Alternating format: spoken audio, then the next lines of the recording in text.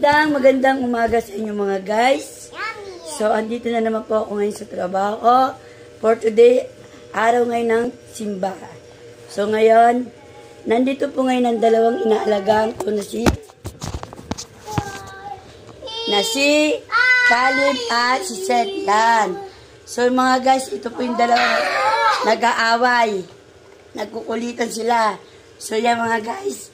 So, mga guys, sana po ingat-ingat na lang po tayo sa mga lakad natin, mga pamilya natin, alalayan natin, at i-guide natin ang mga bata sa tamang pagpapalaki. Yan lang ang masasabi ko sa inyo mga guys.